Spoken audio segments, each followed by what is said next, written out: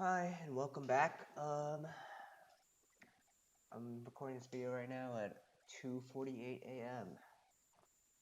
because I have something to do tomorrow. So I won't be able to get this video out by the end of the week, so I'm doing it right now. So I apologize if I make any mistakes. Okay, so we finished the deck card project, and as a quick recap, this is pretty much just a recap video. What we learned: custom types in Go, receiver functions, slices, how to read and write to a file on our hard drive, error handling, and testing. Um, so I didn't want to just make this video and then make you wait a whole another week without any content.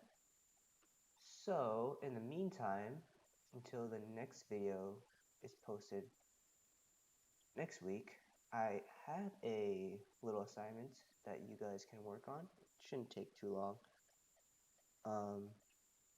I will have my solution source code on GitHub, which will be provided in the link in the description. But oh, and as a heads up, the next video is going to be on structs. We're going to learn about structs. If you program in C or C++, it's pretty much the same thing. Structs short for structure. So that's going to be the next topic for the next video, which will be out sometime next week. So for this, so to this coding assignment, it's fairly simple, but it uses a lot of the things that we've learned. Close that. Here's my coded solution. Like I said, it'll be on my GitHub, so you can reference it if needed. So what it is it's a shopping list using the command prompt or the console. And what I want your shopping list to have is these seven options: to print the current shopping list, to add a new item to the shopping list, to remove an item from the shopping list, to create a whole new blank empty list, to save the current list to a file on your computer, and to open a list that was saved onto your computer, and then to exit the application. So I want your shopping list to have these 7 features. You can do it however you want, as long as it does those things. So your solution does not be exactly like mine. There's always many different ways to do things in software engineering. This is just my approach.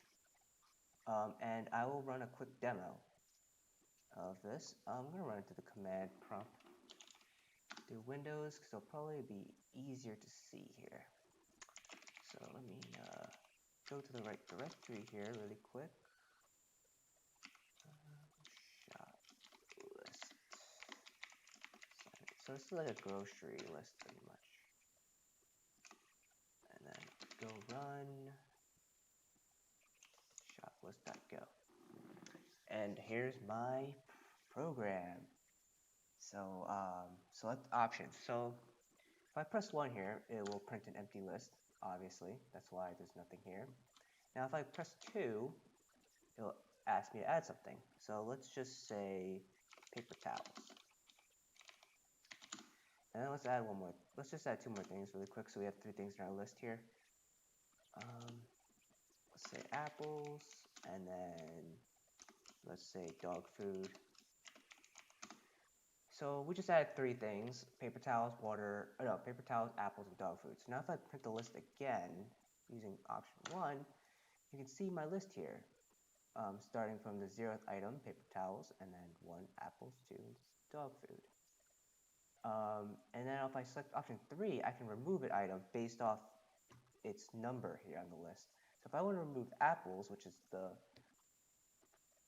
labeled the first item on the list here, so 3, select option 3 is to remove, and then I'll type in 1, for apples.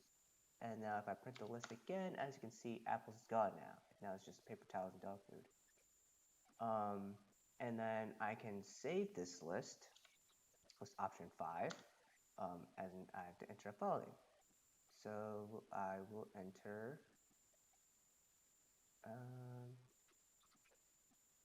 demo. And it says that the list was saved successfully.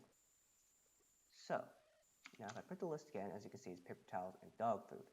Now if I create a whole new list and clear it, that would be option 4. So I click that. And now if I print the list here again, you can see it's empty now because I created a new list, a new empty list. But I can open the list that we saved back using option 6. And we saved the file name under demo. So I was typing the file name as demo, and the file was opened successfully. So now if I print the list, you can see that my paper towels and dog food list is back. So, and then press option 7 to exit the program, and I'm out. So that's a quick demo. This is pretty much what I want you to do. It should be pretty doable given what you've learned. You might have to do a little bit of research on how to read command line input, but that's all part of being a software engineer. You have to look things up. So, like I said, my solution will be on GitHub, and the next video will be on Structs. So thanks for watching, and I'll see you in the next video.